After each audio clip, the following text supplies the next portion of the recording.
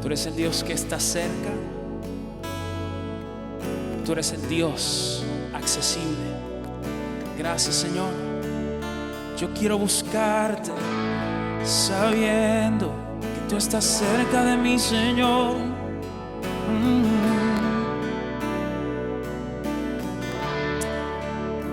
Y está conmigo así. Enséñame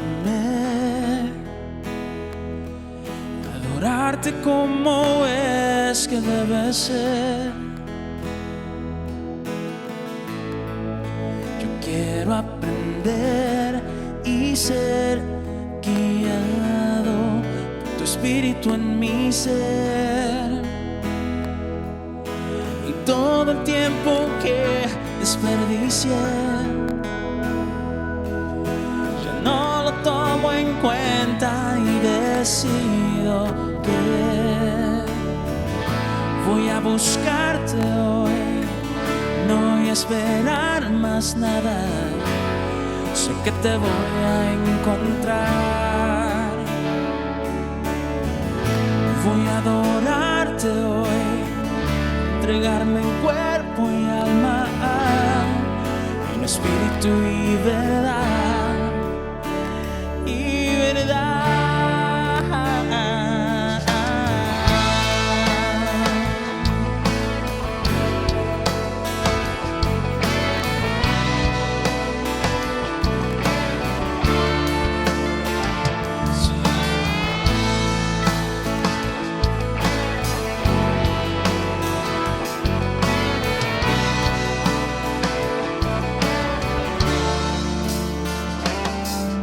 Otra vez así.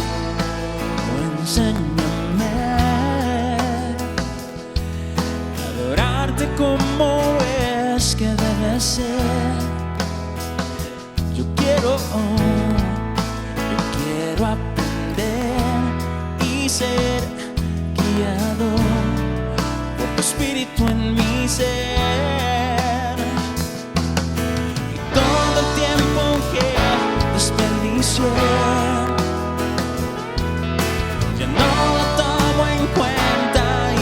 decido que voy a buscarte hoy, no voy a esperar más nada.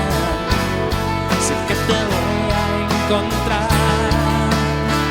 Sí, Señor, voy a adorarte hoy, entregarme en cuerpo y alma, en espíritu y verdad.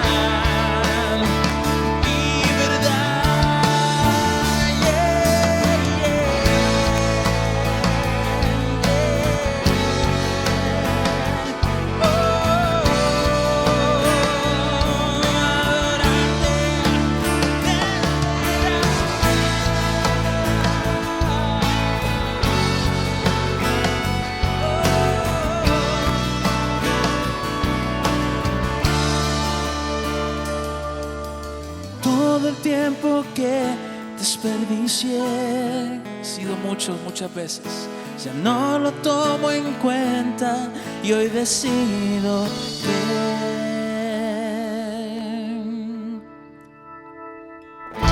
voy a buscarte hoy, no voy a esperar más nada, no, sé que te voy a encontrar.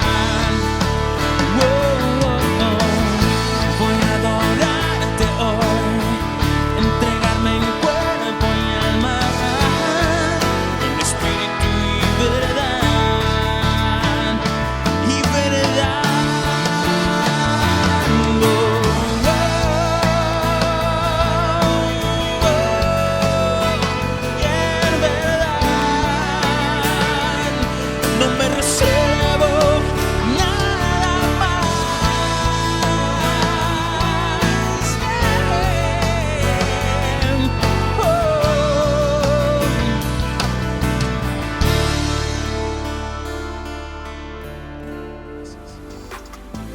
Bendiciones a todos, Nelo Vélez por aquí, y ya saben que no estamos haciendo normalmente estas introducciones ya para los servicios de Renovate Church en español, pero hoy sí amerita hacerlo porque hoy tenemos nada más y nada menos el privilegio de recibir a mi papá, el pastor Edwin Vélez, predicando la palabra del Señor. Y el Señor ponía, mira, este verso en mi corazón. Dice Lucas 6:40, Jesús hablando, dice: los alumnos no son superiores a su maestro, pero el alumno que complete su entrenamiento se volverá como su maestro. Ustedes me han escuchado hablar muchas veces de mi papá y la influencia que él ha sido sobre mi vida aún hoy día. Así que siéntate, concéntrate y vamos a escuchar la palabra del Señor, que sé que va a ser de bendición para tu vida y para mi vida. Amén. Escuchemos. Saludos, buenos días o buenas tardes, Dios les bendiga. Soy el pastor Edwin Vélez, con mucho amor, con mucha alegría, dirigiéndome a ustedes en este día.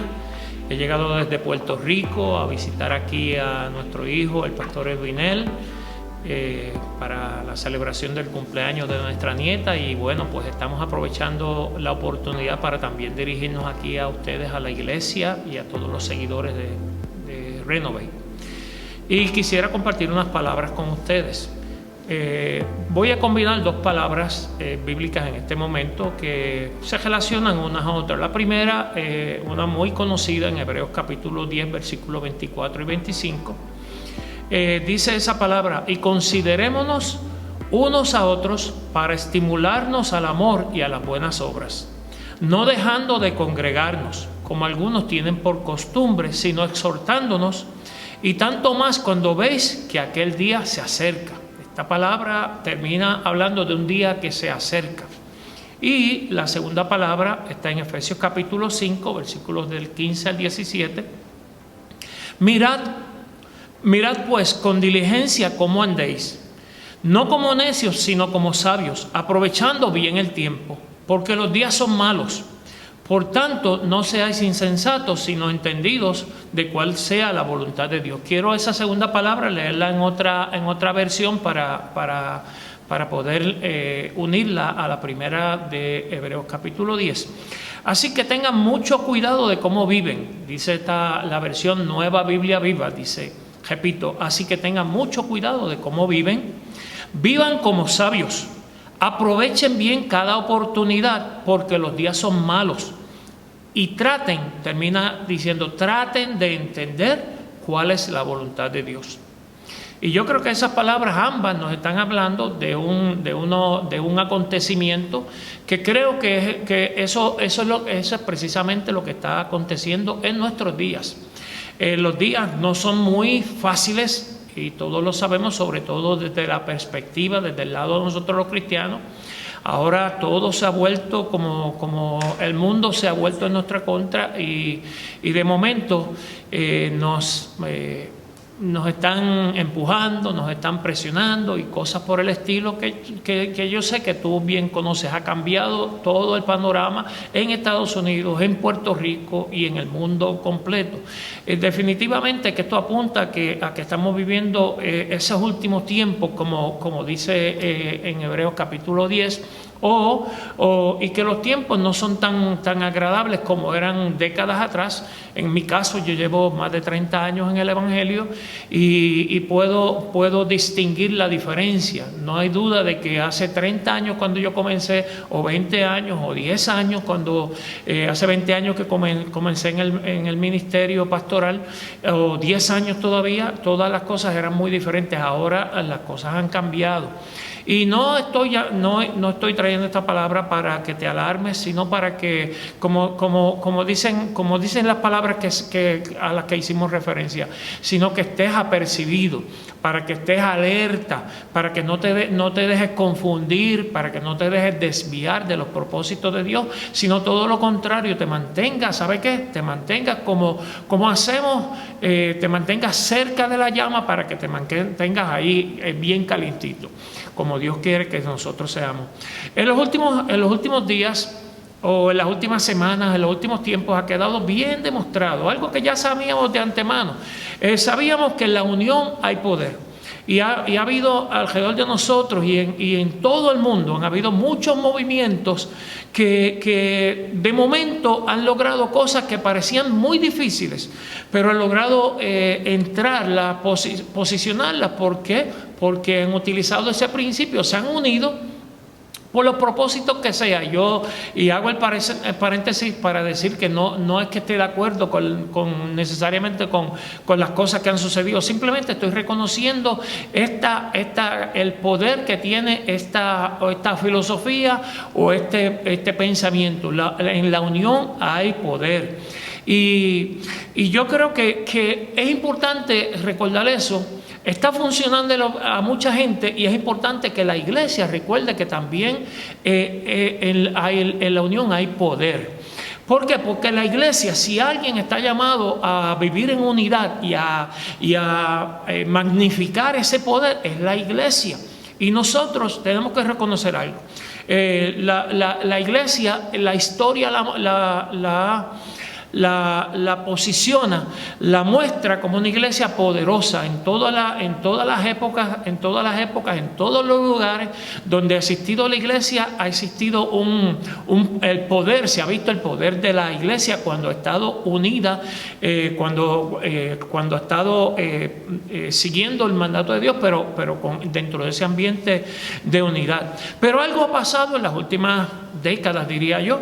Y es que la iglesia ha ido perdiendo, ha ido menguando, ha ido debilitándose, ha ido perdiendo, podremos decir, el standing ante el mundo. ¿Y cuál es el razonamiento? ¿Cuál es la explicación para eso? Bueno, para mí que tiene que ver con esa unidad de propósito. Porque cuando hay unidad, o mejor todavía, si se logra la unanimidad dentro de la iglesia, definitivamente que van a suceder o seguir sucediendo cosas poderosas. Y te traigo esto porque los que producimos la unidad en la iglesia somos tú y yo. La iglesia somos tú y yo. Y si el mundo ha logrado colar o presentar muchas de su agenda, traerla ahora y presentarla y encontrar lugar ahora, nosotros tenemos que entender que la iglesia no puede perder su lugar y necesitamos mantener esa unidad. En días pasados, en particular en Semana Santa, escuché un breve reportaje que le hicieron a un sacerdote católico. Mire qué cosa, le preguntaron, estaban haciéndole diferentes preguntas sobre la Semana Santa y la asistencia y el compromiso de las personas en la iglesia. Y él dijo algo que a mí se me grabó porque me pareció que fue algo muy sabio lo que dijo. Y es que él trajo a colación el hecho de que ha cambiado la perspectiva con respecto a la iglesia. Antes, como dije, en décadas anteriores o en la historia anterior, la iglesia se entendía como una necesidad. Y ahora se entiende, él utilizó las palabras en inglés, que quizás la mayoría de ustedes pueden entenderlas. Él decía, es que la iglesia está siendo tomada como un commodity, y la iglesia no es un commodity, no es un artículo de mercadeo, no es algo que tú compras y vendes y usas y echas al lado, sino que la iglesia no es un commodity, la iglesia es un necessity. Y para mí eso fueron unas palabras muy brillantes, muy sabias, porque están retratando exactamente el panorama que estamos viendo. Hay muchas de las personas que están viendo la iglesia de esa manera. Y mientras se vea de esa manera, ¿sabe qué? No vamos a lograr esa unidad de propósito, esa unanimidad, que es la que nos ha dado, que nos ha posicionado en el mundo, nos ha dado un standing, nos ha dado un nivel de respeto, un nivel de consideración en el mundo que ya está menguando, como dije antes. Las metas y las prioridades están cambiando. La gente se está alejando de Dios y nosotros no podemos conformarnos a esa verdad, sino todo lo contrario. Nosotros tenemos la obligación, tenemos la encomienda de parte de Dios de ser nosotros los que mantenemos a la gente cerca, los que acercamos, los que invitamos a la gente, los ponemos cerca del Señor y los mantenemos cerca del Señor. Así que, ¿por qué? Porque a la larga se pueden ganar muchas cosas en el mundo. Y yo creo que hay gente que, repito, las prioridades han cambiado y pues ahora se buscan otras cosas. Pero usted está claro, yo estoy claro. La palabra del Señor nos enseña de qué vale. ¿De qué vale que nosotros ganemos el mundo y perdamos nuestra alma? Definitivamente que no hemos ganado nada. Y también reconoce esta verdad, esta palabra que está grabada, que se ha hecho referencia tantas veces, en tantos lugares. Yo creo que es una palabra universalmente conocida. Y es que dice que bendita es la nación cuyo Dios es Jehová. Y nosotros no podemos dejar, no podemos permitir. Nosotros como iglesia somos los que vamos a no solo a defender, sino a trabajar para que todavía Dios siga siendo el Dios de nuestra nación. Ya sea aquí en Estados Unidos, o sea en mi país, Puerto Rico, o en el país de donde eres origen. Allí nosotros somos los que vamos a seguir levantando la bandera, haciendo con nuestra conducta, con nuestras acciones, haciendo manteniendo a Dios como el Señor de nuestras patrias. Así que, porque sería triste y lamentable, o se vuelve triste y lamentable cuando una nación empieza a olvidarse de Dios. En Isaías, yo he estado predicando en las últimas semanas de Isaías 59. En Isaías 59, el pueblo de Dios vivió una vida cíclica. Hoy estaban bien y mañana se olvidaban de Dios y cíclicamente vivían de esa manera. Se acercaban a Dios y luego se alejaban de Dios. Obedecían a Dios y luego desobedecían a Dios. Y eso lo podemos ver en todos esos libros del Antiguo Testamento. Pero allí en Isaías 59 hay una verdad subyacente, una verdad que está como escondida en medio de todo ese capítulo. Y Dios me llamó, me obligó me llevó a ponerle mucha atención a esas palabras, y es que Dios les recuerda y les reclama a ese pueblo, sobre todo a los líderes que se estaban haciendo de la vista larga ante lo que acontecía. La gente seguía haciendo lo suyo, seguían pecando, seguían alejándose de Dios, y la gente llamada a mantener al pueblo alineado a Dios, sabe que se estaba haciendo de la vista larga. Cada cual estaba haciendo lo suyo y nadie quería intervenir con nadie interrumpía, nadie detenía, sobre todo el pecado que siempre está por allí asediando a nosotros, a la iglesia y a todo el mundo. Pero era el llamado. Nadie se interponía, a nadie le importaba, dicen algunas de las versiones. Nadie le ponía remedio a lo que estaba ocurriendo. Y cuando leí eso, tuve que detenerme y pedirle a Dios que nos ayudara, porque ahí yo entendí claramente que tengo una responsabilidad. Y que la iglesia tiene una responsabilidad. Nosotros hemos sido llamados precisamente a esto. Yo creo que hay una palabra importante que quiero dejar como que le pertenece a la iglesia y debemos tenerla muy presente. En inglés se llama accountability, que no es otra cosa que esta dinámica de dar cuentas y también pedir cuentas. Unos tienen que dar cuentas y otros tenemos que pedir cuentas. Ambas cosas tenemos que hacerlas cada persona. Y es importante porque para mantener las cosas bien alineadas tenemos que tener presente ese accountability. En la iglesia tiene que ser. Y cualquier ministro del Señor, cualquier siervo del Señor, cualquier hijo de Dios tiene que responder por lo que hace y también ser vigilante por lo que otros hacen. Y claro, yo sé que esto no es la tarea, esto de pedir cuentas o de tratar de interponerse, tratar de detener el pecado o las malas acciones que hacen otras personas, no es nada fácil, y inclusive se vuelve antipático. Pero esa es la parte que nos toca a nosotros, eso es lo que Dios espera de nosotros. Y yo sé que tú, como parte de la iglesia, puedes entender lo que el Señor quiere comunicarnos en este día. Ustedes recuerdan seguramente, o si no lo puedes buscar desde Génesis capítulo 4, allí está esa escena donde están los hermanos Caín y Abel.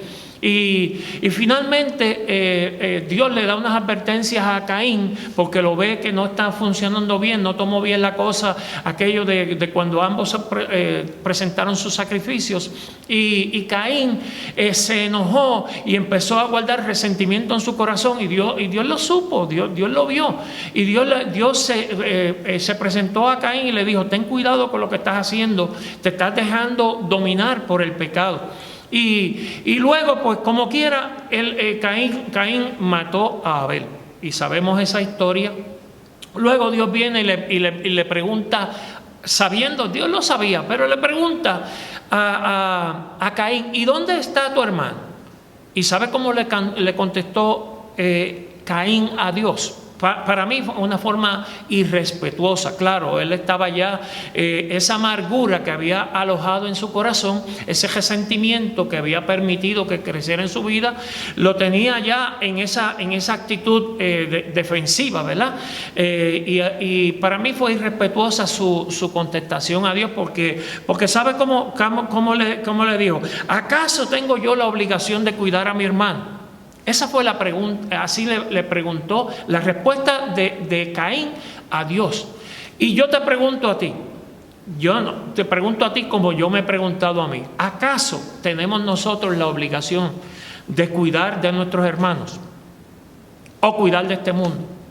Bueno, usted sabe que de principio, también en Génesis capítulo 1, versículo 28, Dios le dio a nosotros los hijos, nosotros nos dio la encomienda de enseñorearnos de las cosas que Él había creado. Es decir, nosotros no podemos rendirnos, no podemos ceder, sino que todo lo contrario, tenemos que sentir la responsabilidad por las cosas, por mantener las cosas como Dios dijo o como Dios está diciendo en los tiempos actuales.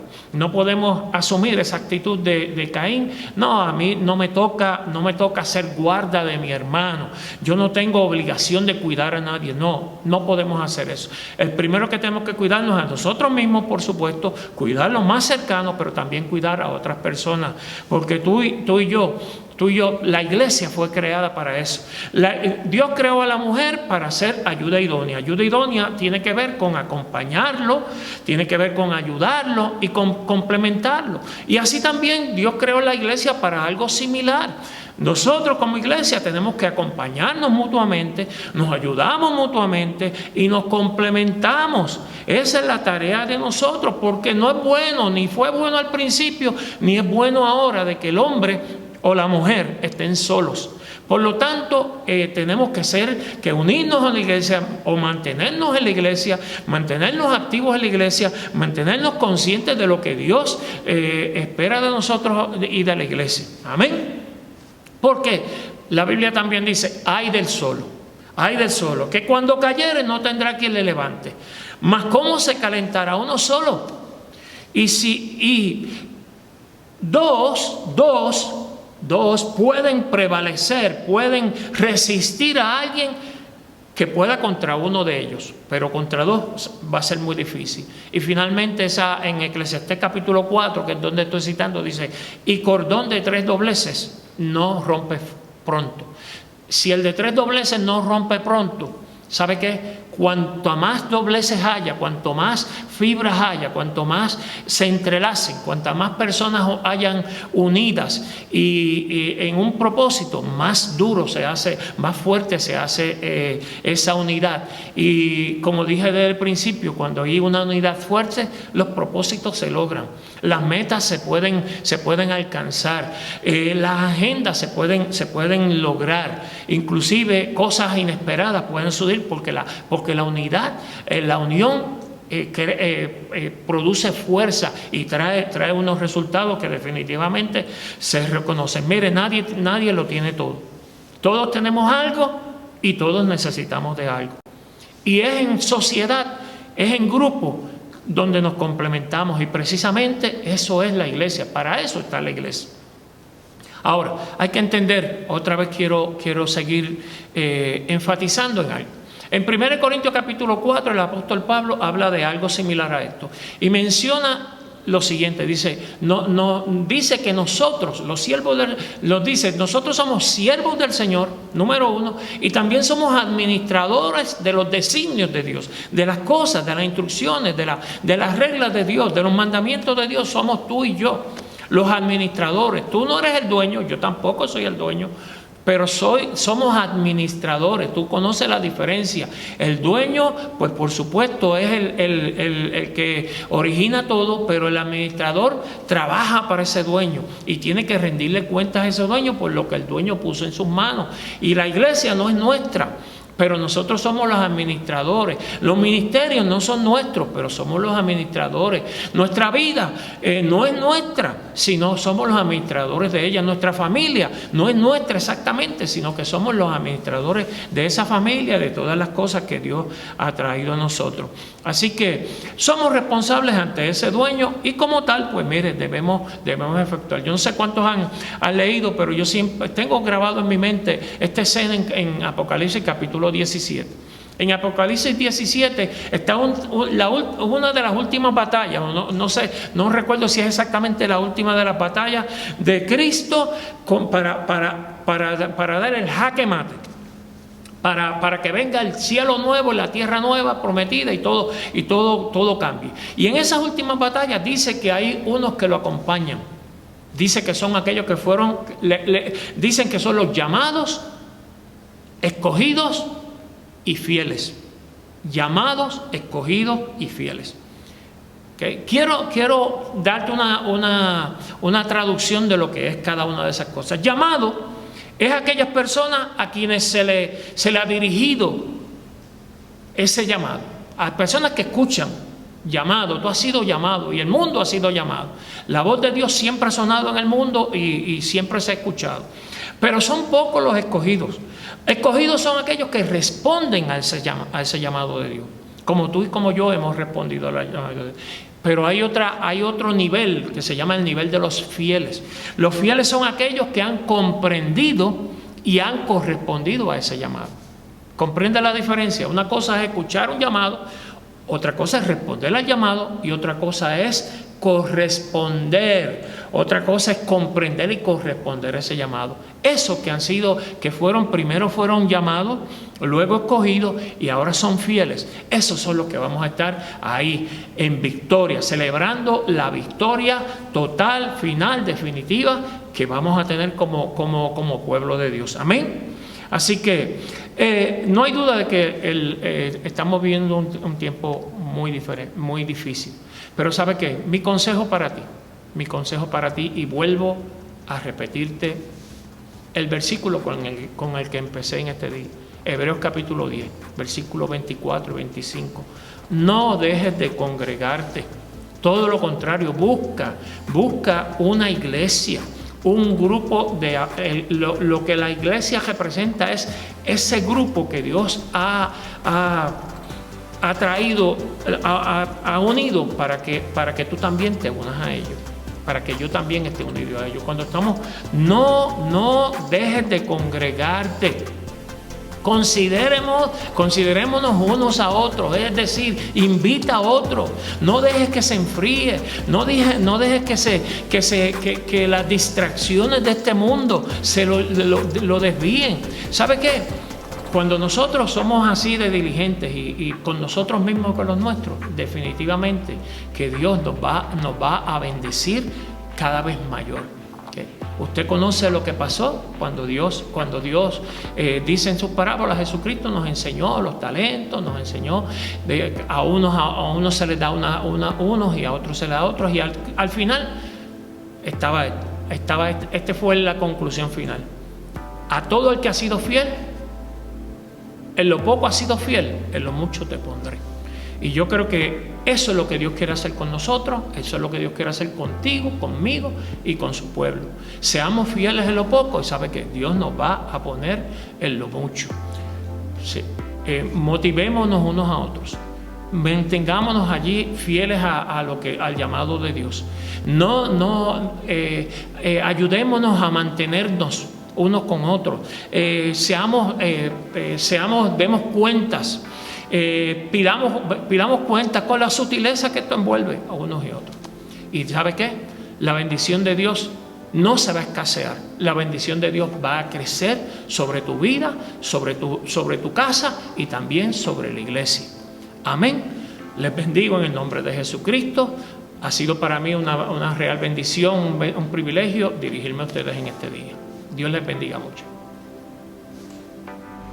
Hermano querido, amigo, conocido, en este día, si has escuchado la palabra del Señor, si has tomado decisión, determinación hoy de recibir al Señor en tu corazón, de tomar un nuevo rumbo, de reconciliarte con el Señor, porque quizás en algún momento le serviste y en este tiempo no estás firme en la fe, te animo a que sigas adelante en el Señor. Te animo a que por favor también nos dejes saber. Queremos ser parte de este tiempo contigo, queremos orar contigo, queremos como comunidad de fe recibirte.